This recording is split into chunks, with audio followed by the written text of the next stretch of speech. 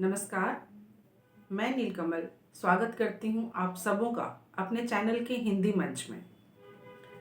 हिंदी मंच में आज मैं क्या लेकर आई हूँ? दरअसल मैं अपनी अलमारी साफ कर रही थी पुस्तकों की और उन पुस्तकों में मुझे कुछ मिला। देखते देखते फिर से एक साल बीत रहा है। फिर से पुरानी पुस्तकों को हटाना है, नई पुस्तकों के लिए जगह बनाना है। पर कुछ पुस्तक ऐसे होते हैं जिन्हें हम कभी नहीं हटा पाते। उन्हीं में से एक पुस्तक मुझे मिली, आपको दिखाती हूँ। बहुत पुरानी है।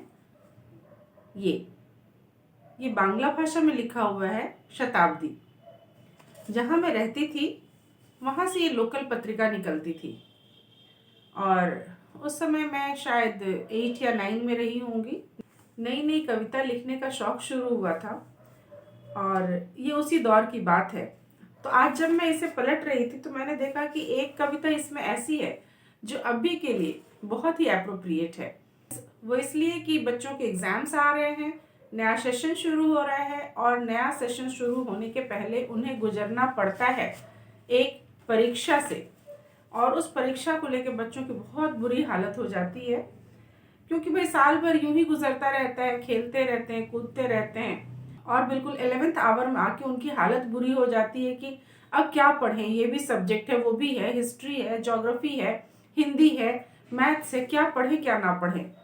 बड़ी पशुपेश की स्थिति हो जाती है।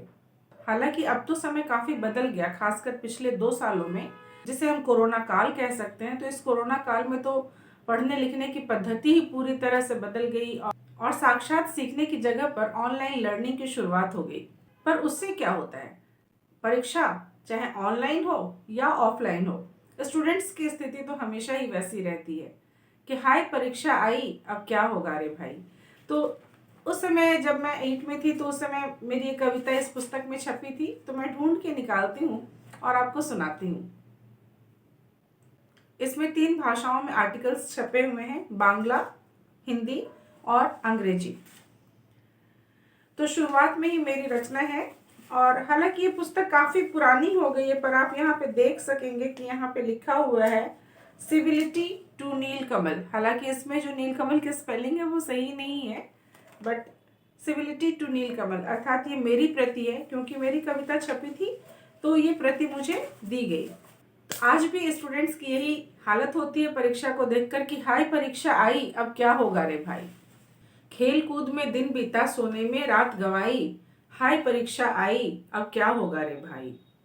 खेल कूद में दिन बीता, सोने में रात गवाई, हाय परीक्षा आई, अब क्या होगा रे भाई। ना डरते हम शोलों से अंगारों से, ना डरते हम शोलों से अंगारों से, ना डरते बंदूकों से तलवारों से, ना डरते हम शोलों से अंगारों से, ना डरते बंदूकों से तलवारों से।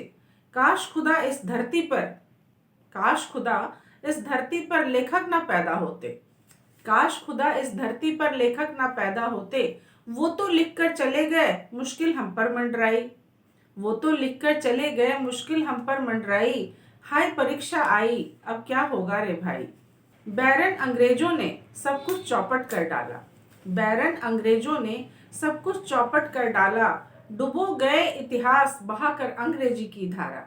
बैरन अंग्रेजों ने सब कुछ चौपट कर डाला, डुबो गए इतिहास बहाकर अंग्रेजी की धारा।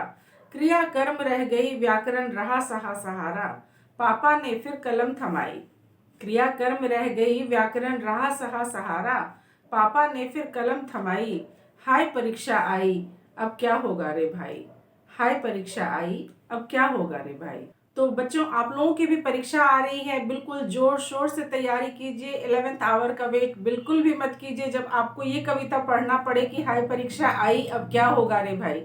शुरुआत से ही थोड़ा थोड़ा पढ़ते रहिए। हालांकि अब जो वक्त है ये तो रिवीजन का वक्त है, अब तक आपने काफी कुछ पढ़ा होगा। तो आई होप कि आपके एग्जाम अच्छे से हों और आप अच्छे नंबर से पास करें। Thank you so much for watching.